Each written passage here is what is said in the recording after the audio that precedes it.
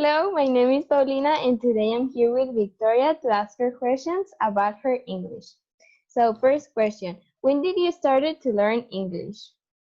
I started to learn English when I was like in kindergarten, but I didn't start like learning it well when I was like in high school maybe, that I was in a more advanced level. I think that that's when my English started to improve better. Okay, while you were learning English, what things help you to practice your English? I think that one of the things that helped me the most was reading books in English or listening to videos in English, then reading the transcripts in Spanish so I can understand new vocabulary and new words. Oh, okay. So, if you were my age, what things would you do to improve my English? Your English. I personally think that your English isn't bad at all. I think that your English is very good actually.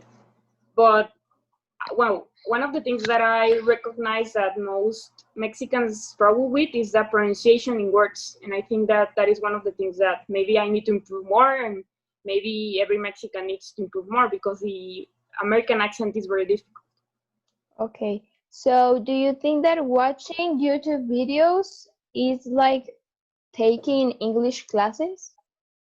Well, I don't think that watching YouTube videos is what actually going to help you improve in a more advanced level. But I think that if you are willing to learn new vocabulary words, I think that is very helpful. And I think that the expressions using there, you can actually apply them here in your Spanish, and you can actually improve your English. Okay, right. So now that you speak English, would you like to learn another language? I think that one of the languages I want to learn maybe is German or French or maybe Italian, I think. But I think that German is the one I am more attracted to. Okay, right. When you travel to the US, do you feel like people notice you're not from there? I personally haven't traveled to the US, but I have many friends from different countries. I have many friends from United States, and I think that one of the things that I struggle with more is the pronunciation and the accent. And I think that that is one of the most things that I get like joked on, like, yeah, you sound Mexican, and yeah, you sound like from a Latin country, and that's all. Okay. Have you ever been in a situation where someone has been racist to you for your English?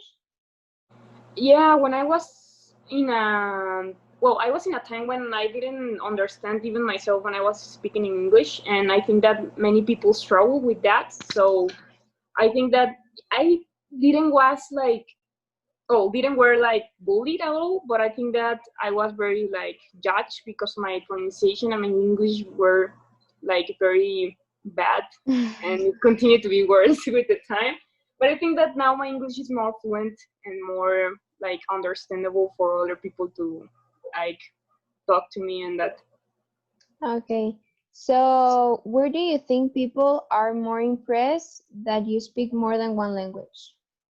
I think that here in Mexico is like very difficult to know someone that actually speaks like another language fluently.